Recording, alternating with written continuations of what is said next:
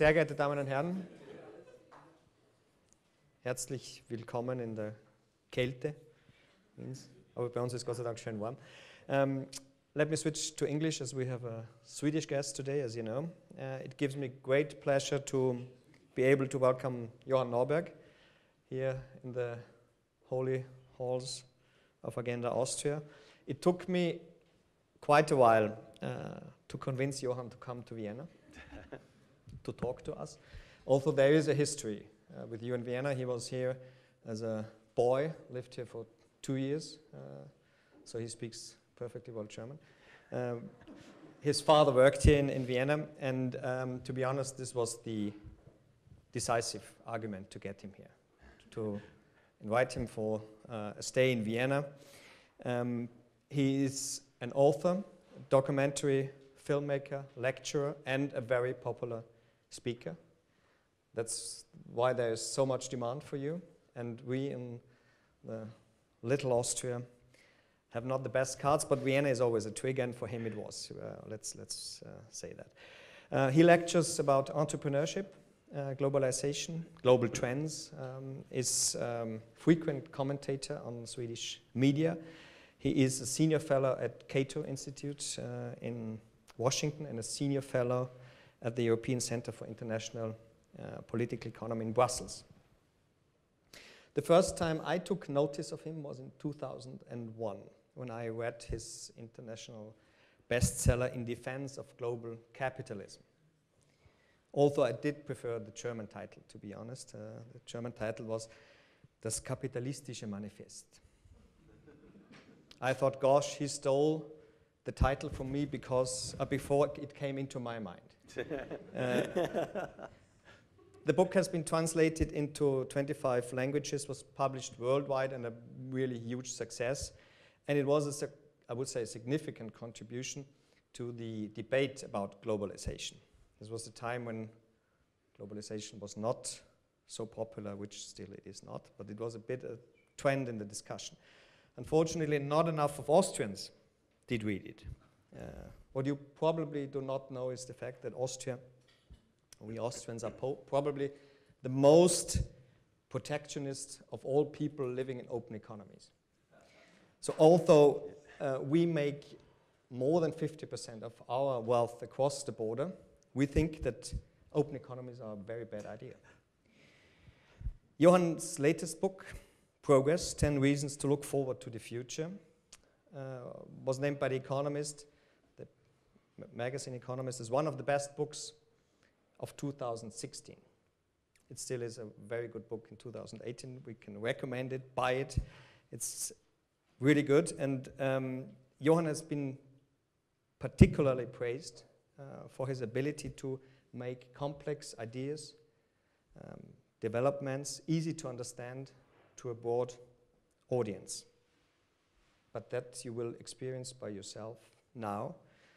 Please welcome Johan Norberg, who will tell us why the good old days are now. The floor is yours.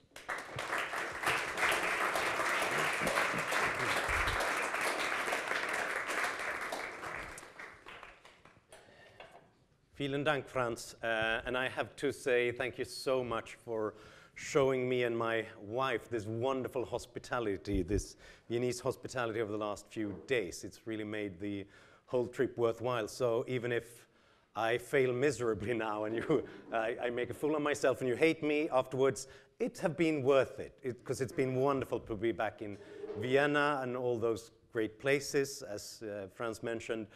This is where I was raised, at least the first few years of my life.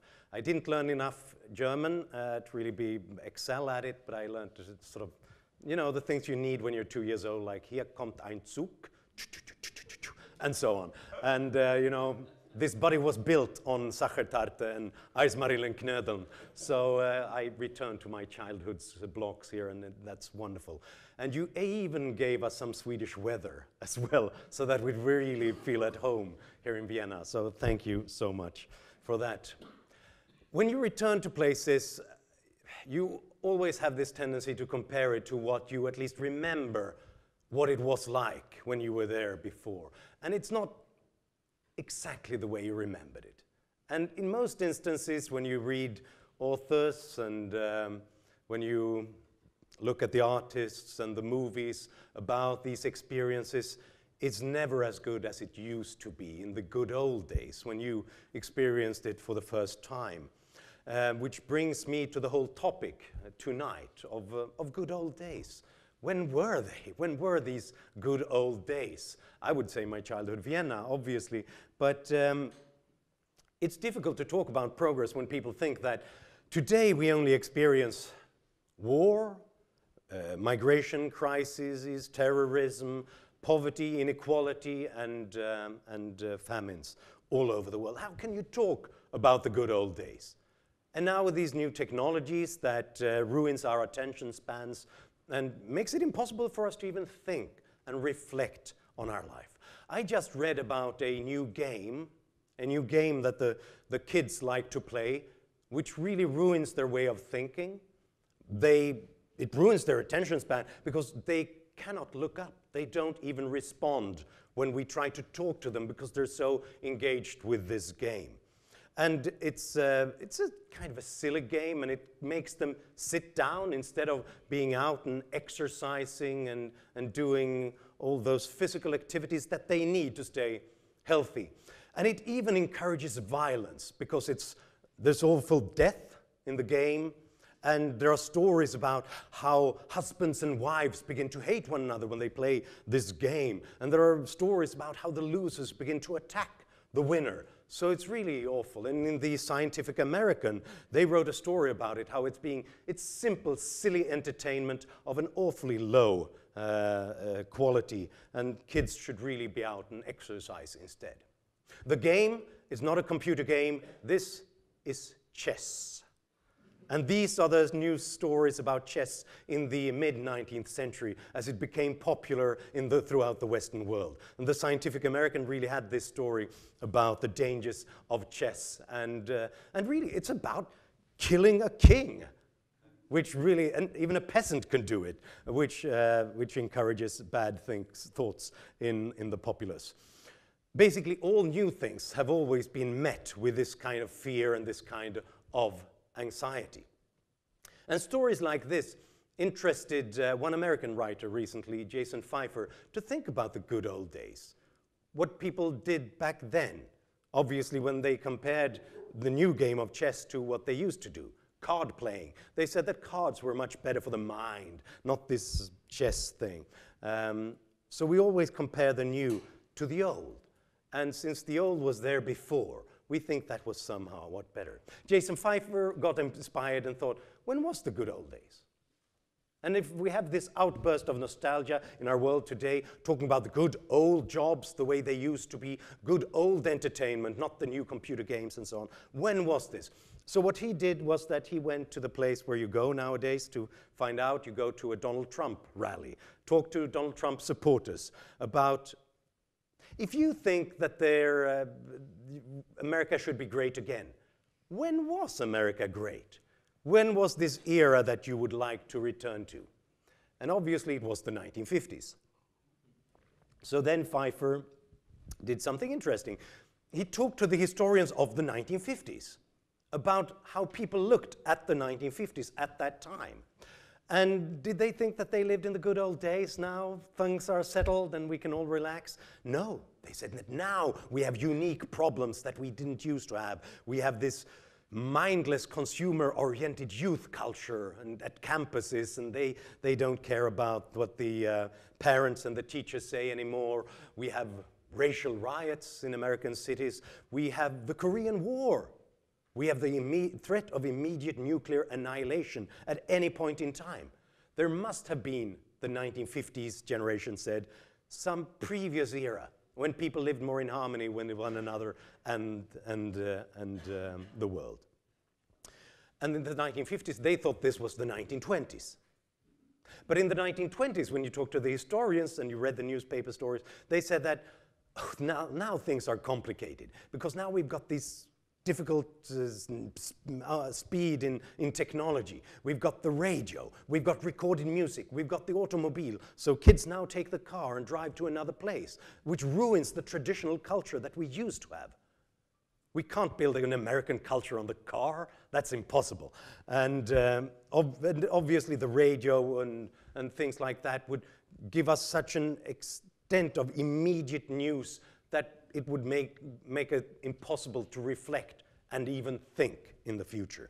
So in the 1920s, they longed for the 1890s, because that was the good old days. But in the 1890s, people said that no, now things with the railway, the telegraph, fierce competition between businesses and states, it means that people can't even rest and relax and think anymore. It used to be so much better in the past. They worried about the new people's disease, neurasthenia, which was we got exhausted and depressed because of the speed of everything, and so we couldn't relax.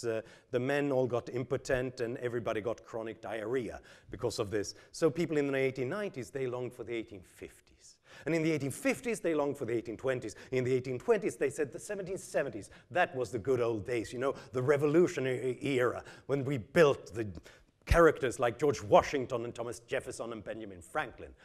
But Washington, Jefferson, and Franklin, they thought that the 1770s were the worst period ever. That's why they made the American Revolution. So Jason Pfeiffer and those historians, they kept doing this, going further and further back in history to find the good old days, until they ended up in ancient Mesopotamia 5,000 years ago. Because one of the first things that happened as mankind invented the written language was to write down the eternal truths, that now things are awful because the kids don't listen to their parents, the politicians are all corrupt, and the businessmen rip us off. In other words, we can't trust our feelings. We can't trust our gut instinct when it comes to talking about where we are in time, where we are, which era is the good old days. Because every generation always thought that now we live with more difficulties than ever before. And the next generation is worse than ever. That's what we have been thinking for 5,000 years. And if that were really true, then we would all have been dead by now. But we're not, which tells us that we survived all those problems. And in retrospect, they can't have been that difficult. That's what we say in every era. Those problems can't have been so difficult because we survived them. But now, the present problems, they might kill us. We don't know. And no one has ever known when they were there and wrote about their experience of the world. And I don't think that they're actually looking for the good old days. I think they're looking for their old lost childhood. I think they're looking for their childhood in Vienna. Because back then, life was interesting and exciting because everything was new. Behind every corner there could await a new treat, a new dessert or something to eat and enjoy. And at the same time, everything was fairly safe and secure because my parents were there and guided me through this. And that is why I think that we always think of nostalgia in this sort of 30, 40-year cycle. When you ask people when were the good old days, most people happen to end up in the era in which they were brought up. Because then, obviously, you grow older, and you get kids yourself, and then you have to worry about all the things that can go wrong in the world. And you start to learn about what the world really looks like. And then you begin to be a little bit frightened about things that can go wrong. So if we're really looking for the good old days, we have to look at data. We can't trust our feelings, we can't trust our instincts. We have to look at when was the era in which people lived the longest lives, in the greatest safety and health, with the most wealth and access to knowledge and information and opportunities and freedoms. And then, according to almost any trend line you care to pick, the good old days are now. We've never lived this kind of long lives in this security with this wealth. Nowhere. Even Vienna is much better according to almost any kind of data than it was when I was brought up here. So that's what my book Progress is about, to look at the trend lines. Not every instance, not for every group, not all the time, but the great majority of the trends in human life experiences point upwards, dramatically so. I write in my book about 10 reasons to look forward to the future. I don't have time to talk about all the 10 reasons. You have to read the book to get them all. if you really need some encouragement, but I'll share two, because I think that they summarize what has really been going on over the last 200 years, but specifically so in an accelerated way over the last 20 years. The first one is an economic indicator. It's poverty. What has been going on when it comes to poverty? We talk about poverty all the time, how the poor will always be with us, and we always see new studies about some sort of relative poverty at least increasing in certain places. But if you look at an absolute measure of poverty, extreme poverty as measured by the World Bank and the United Nations, being able to consume for around $2 a day, adjusted for local prices and purchasing power, then you see that 200 years ago, 90% of the world population lived in extreme poverty. Before the Industrial Revolution, before the free market revolution, before international trade, 9 out of 10 people around the world lived in extreme poverty, which means that even in the richest parts of the world, like Vienna, like Stockholm, and so on, the majority of people lived in extreme poverty, in deepest misery, and had to think hard about where to get food to live another day.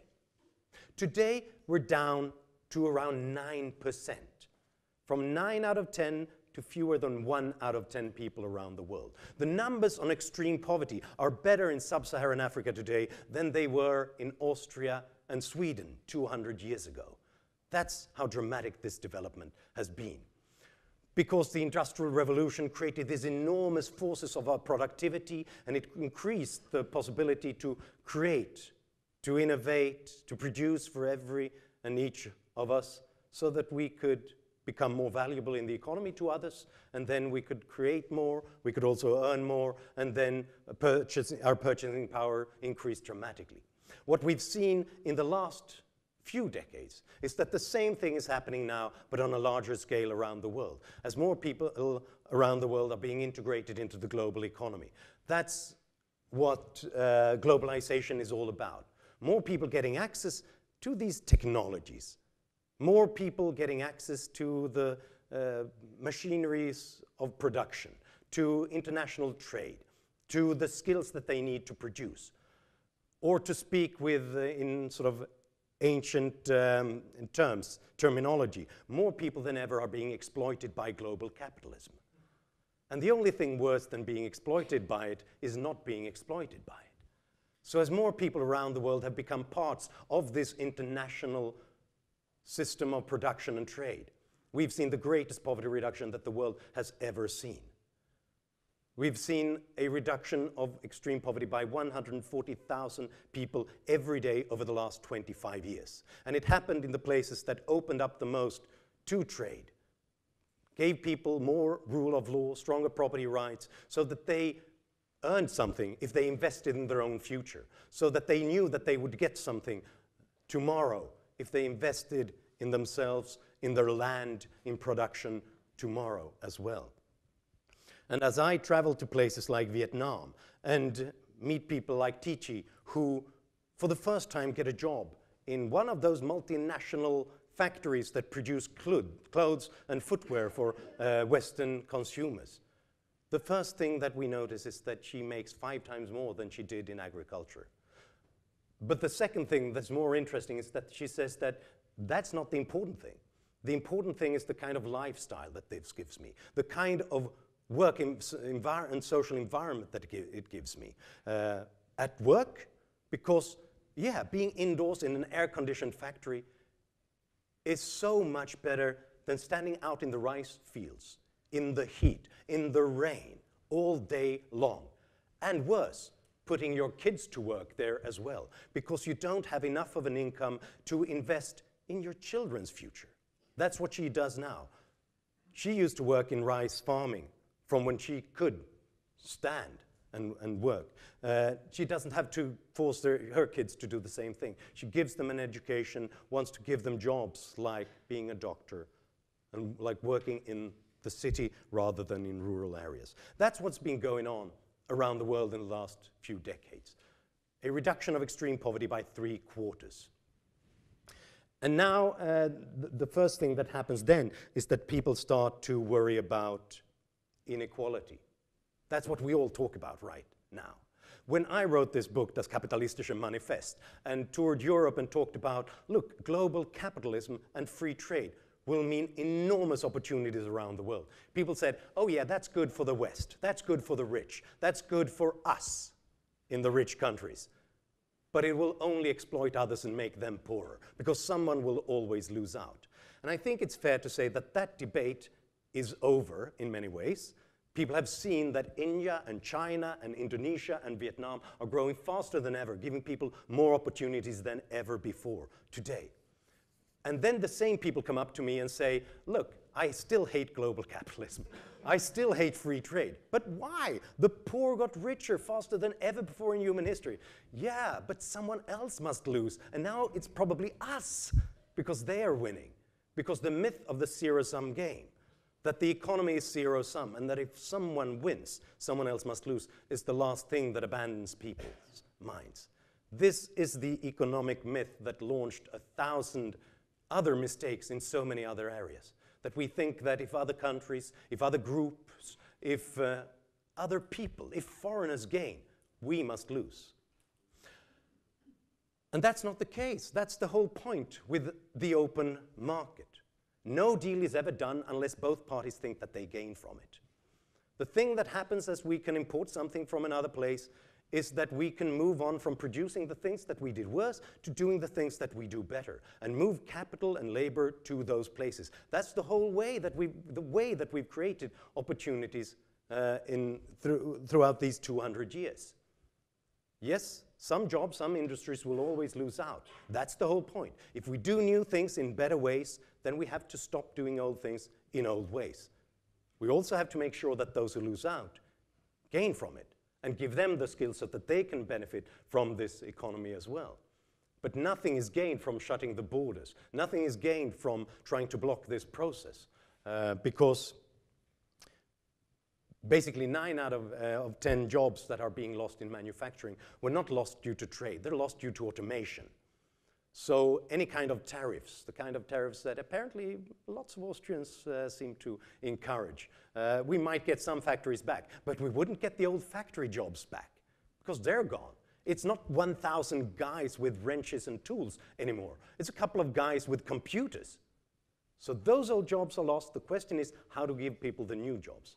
The thing that trade has done for the losers so far is that it has cushioned their fall from those industries, from those jobs, because it has increased their purchasing power by reducing the cost of all the things that they need. Trade is always most important for those who have the least. Not just generally because they have the least, but also because they relatively consume much more of the things that are being traded internationally, like clothes, food, home electronics, whereas the rich, and I know a few rich, and they don't spend that much on sort of those family packages of jam and things like that. They spend more on fancy restaurants and real estate and lawyers and things like that, which means that the losers from any kind of protectionism are always the poorest, those who are already the weakest. And I just looked on the Austrian data. If Austria tried to make Austria great again by closing its borders for international trade, the richest 10% of Austrian households would only lose 5% of their purchasing power. They could probably afford it. But the poorest 10% of Austrian households would lose 45% of their purchasing power. So what trade has done, what globalization has done for us all, is to make all of us more productive, giving us more wealth and increasing our purchasing power by reducing the cost of everything that we need. That's the poverty part of it, but that's not the most important thing of it. It's not the economy, it's not our income, it's what we do with our income, right? And then the interesting thing is that what we can buy, that we can buy a better life, more health, longer lives. Life expectancy, I think, is a great indicator because it summarizes so many other things that have gone right. If life expectancy continues to increase, we've done something right when it comes to agricultural productivity, access to nutrition, to schooling, to wealth, and so on, and it increases dramatically. Not in every place, because there are always exceptions, For example, in US right now, there is a tendency among middle-aged white working-class people to die earlier, especially from overdoses, from different versions of artificially constructed drugs. And that happens once in a while in certain groups, but the overall trend is so dramatic that we've never seen anything like this. In the year 1900, the average life expectancy around the world was 30 years. It was 30 years. Any of us, if there's someone here who's older than 30 years, we should all praise the Industrial Revolution, the Enlightenment, global capitalism for what it's given us. And medicine, and knowledge, and universities, and businesses that has made everything so much cheaper so that all the luxuries when it comes to a good life is now accessible for all of us. From indoor plumbing to an excess of food so that we don't have to worry about dying from starvation but of being fat, which is on the balance better. All the things from, I mean, the wealth that has been created to the medicine and the knowledge that we've got about that. Frida and I, my wife, we just visited Mozart house. And you know, he died fairly young, which brought to my mind two different stories that I read recently in the same newspaper. Because why did he die? It's all those stories about poisoning and so on. But probably it was just a sore throat. He probably just had some bacteria in his throat. And the doctors looked at him and said, nah, you're probably going to die. Because that's how you died 200 years ago. Even if you were the greatest composer, even if you were the emperor, that's how you died. Because we didn't have any kind of antibiotics. We didn't have any modern medical knowledge. The other story was about George, 10-year-old, in our present era. And I read them sort of simultaneously, and it told me everything that I needed to know about why we should be happy to live today and not 200 years ago. The other story was about George, 10-year-old, who had a brain tumor. He had cancer in his brain, but nowadays doctors can do something about that. So he underwent surgery. It was a difficult operation, so his heart stopped beating during surgery. But they managed to revive him, and they managed to get the tumor out. And now he was recovering, and George, as I read the story, he was now back to his old happy self. And that's so amazing what we can now do when it comes to medicine in itself, that story. But it gets even more amazing if you understand that George is not a human being at all. George is a goldfish. So the goldfish and the pets today get better treatment than the greatest composers got 200 years ago. That's how far we've gone. And that happens in a more revolutionary way by the day with the knowledge that we get on how to treat coronary heart diseases, to treat cancer, to treat all the kind of things that ails us. Because that's how wealthy our societies are, that we can now begin to take care of those things that take away the few last years as well. And this is one of the reasons why 200 years ago, not a single country on the planet had a life expectancy longer than 40 years. Not even the richest.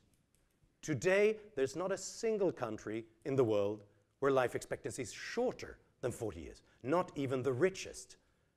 I think the country with the shortest life expectancy now, it's at 46 years. And no country could dream of that 200 years ago. And that tells you something about what is going on in the world. And despite setbacks, despite backlashes in certain places that we have to deal with, this continues every day. In the leading country, and it's usually Japan, but all of us catch up with Japan after a while. In the leading country, life expectancy has increased by 3 months every year over the last 150 years. And it continues. And with biotechnology, and with nanotechnology, and with better information about all our vital signs all the day, this might accelerate and become much faster. In the leading countries right now, not the leading in terms of how the length of life, but in improving that length. Certain African countries like Kenya, Rwanda, Ethiopia, and so on, they just did something astonishingly. They increased life expectancy over the last 10 years by 10 years, which seems impossible. It seems like no one dies over 10 years. It seems like every person could live and love and enjoy life for 10 years without approaching death by a single day. And statistically speaking, that's true, but obviously a few people did die during those years. But the thing is, they reduced child mortality more than any countries have ever done before. And if you save the life of a child, he gets another 50 or 60 years in expected life. And that makes a huge difference. So that's where we are with progress around the world.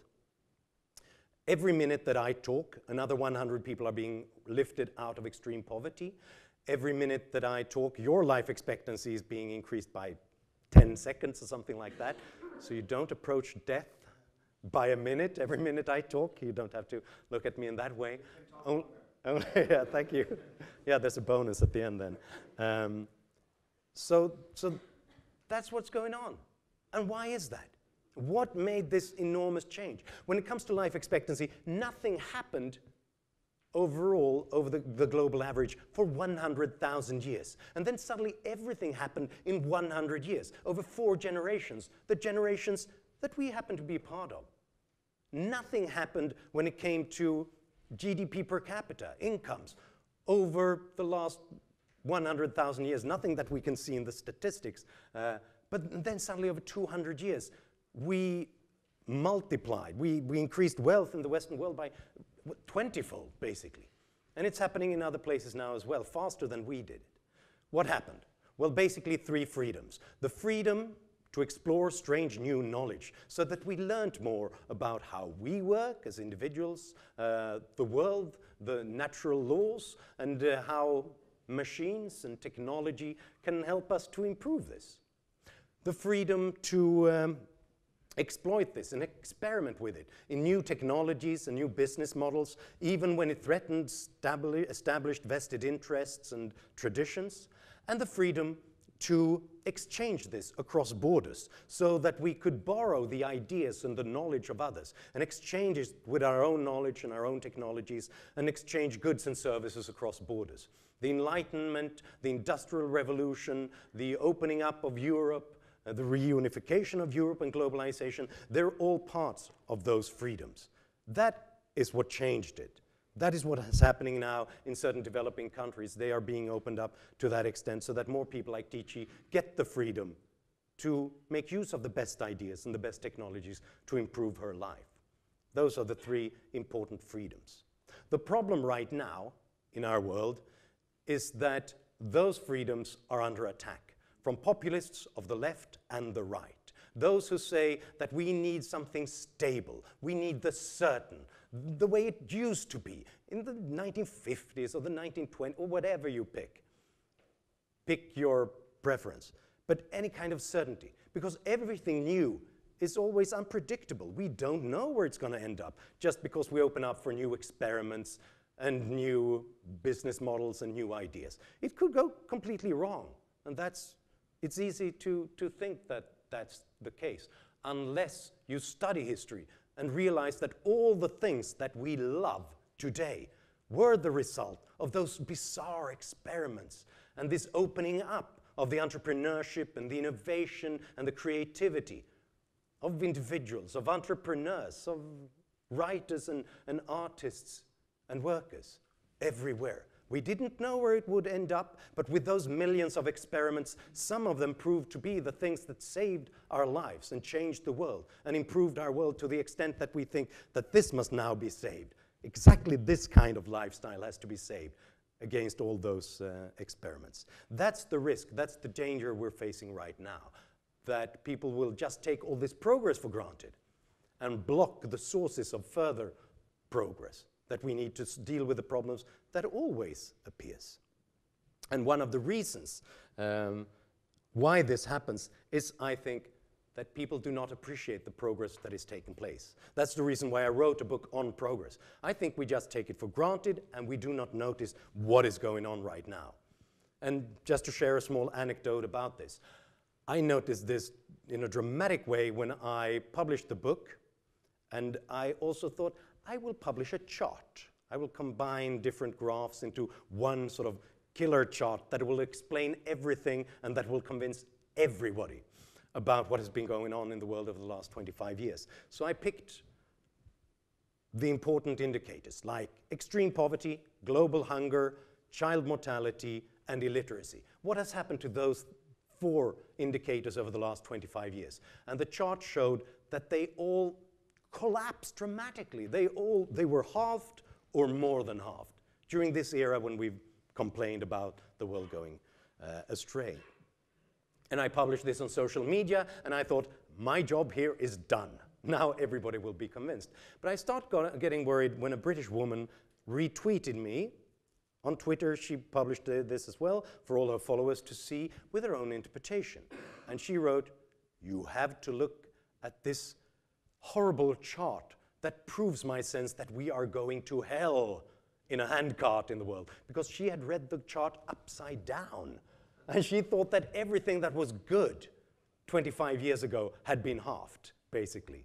And that the world was collapsing right now. And she was not alone in thinking this. When you talk to people about what is happening in the world, very few think that the world is improving on the whole, because they look at the headlines and they can always see war and floods and bizarre politicians and so on, and they don't look at the trend lines. So, at least among the British, 6%, only 6% think that the world as a whole is improving right now. Which means that more people think that the moon landing was fake than believe in human progress. And one of the reasons is that they haven't noticed this improvement then. When you ask them, so what happened to poverty over these last 25 years? Was it halved? Or was it doubled? Or did it stay about the same? Then only 10% of Europeans answer correctly that it was halved. The majority think it was doubled. And as you now know, it wasn't just halved, it was reduced by 3/4, but these data are a couple of years old, so it was just halved by then. But only 10% knew. So as the professor of international health usually put it, human beings, at least Europeans, are worse when it comes to understanding the world than chimpanzees. Because if you wrote those 3 answers, those 3 options on 3 different bananas, the chimpanzee would pick the right banana, that poverty had halved during the last 25 years. Human beings pick the right banana only a 10th of the time, which shows that it's not just ignorance. It's not just that we don't know about what has been going on. Then we would have picked a random answer. It's that we have outdated or misguided information that tells us that everything is bad. And what is this? Well, I think there are certain aspects of it. I think that we've got a political discourse, an intellectual discourse that only talks about everything that is going wrong, rather than talking about progress and the sources of progress. But I also think that that's what you read in the media. That's what you see, that's what you hear. When I asked this British woman, why did you get the impression that everything good in the world was halved over the last 25 years? She said that, oh, it's not out of ignorance. I do follow the news quite closely. And on the news, I can see that it's just crime, war, famines, and inequality. Because obviously, if it bleeds, it leads. If it's shocking, if it's dramatic, that's what we report, and that's what people read. If I give an interview, and then I know that the most dramatic and shocking thing that I say will always make the headline, not the slow and steady thing. And that's for obvious reasons. That's the way we are. If someone tells us that, look, there's a fire in the building, we need immediate access to that information because it could be a threat to us. Whereas if someone talks about statistics on the number of fires in Vienna over the last 25 years, it could be of interest if you're that kind of person, but you don't need it immediately right now. You need the drama, the action, and so on.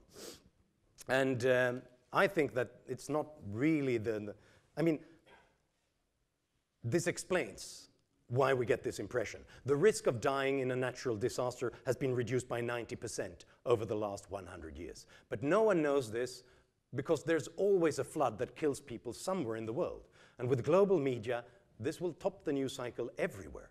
And we will get the impression that this is on the rise. Homicide rates might be falling, But it doesn't matter because there's always a homicidal, axe-wielding serial murderer on the loose somewhere in the world. And then that's the most shocking thing. And then that tops the news cycle everywhere. And I think this is for pure evolutionary reasons. We're genetically programmed to care about bad news more than good news. Because historically, we didn't live that well. We lived close to subsistence level. And any kind of risk, any kind of threat could kill us. So we had to care more about that than about data on how much we've hunted or gathered over the last 100 years or something like that.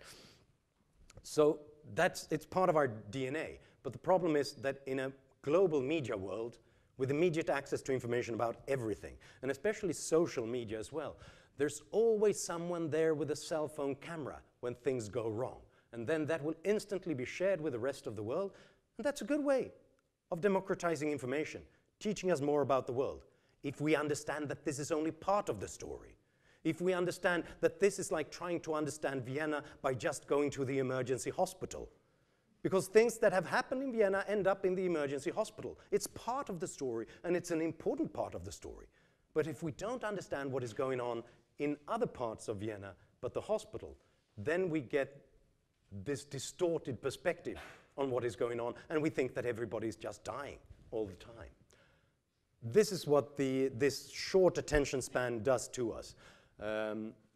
You've never read a story about how your life expectancy was increased by a day last week. That has never happened, right? But over 100 years, it makes all the difference between living for 30 years or for 70 years. And if you had a newspaper that only was published only once every 100th year, then that would have been the greatest story. But that's not the way we work. We look at the short-term aspect of it. You've never read a story about 140,000 people being lifted out of extreme poverty since yesterday. But over 100 years, it makes the difference between you living in extreme misery than in a middle-class life. So we have to care a little bit more about that. And this is my, this is how I'll end this, because this is really the reason why I wrote this book. Because I think it's dangerous if we're stuck with just looking at these problems. And if we drown in just the stories about how everything is horrible and how everything is collapsing. And if you have then the populists of the left and the right, and those who want to close our societies, and those who want to shut down trade and migration and human freedoms in various extents, they use this because they know that people who are frightened, they don't act like people who believe in the future. Those who believe in the future, they open up. They're a bit more tolerant. They accept trade, they accept mobility, they accept new ideas because it might be interesting, it might be a way of investing in the future. People who are frightened, well, that triggers a fight or flight or freeze instinct in us. We want to flee the problem or fight the problem or just freeze and keep everything in a status quo situation, build the walls, block the experiments, block the competition, and block the new ideas. And I think, in a way, that's where we are right now in Europe. That's where we are in the US and in many parts around the world. People are frightened about the world. And frightened people, unfortunately, commit to a self-fulfilling prophecy.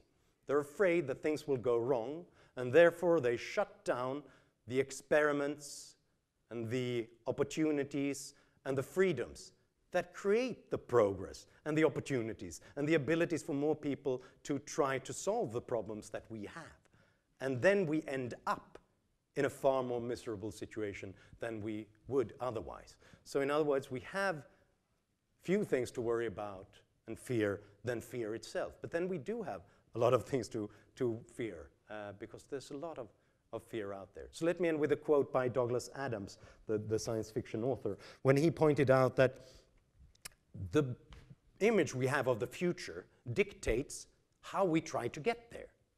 So it's incredibly important that we try to picture a future as bright as possible, because that will force us to look at the place where we want to end up, rather than constantly looking at the place where we fear that we will end up. Thank you. Thank you.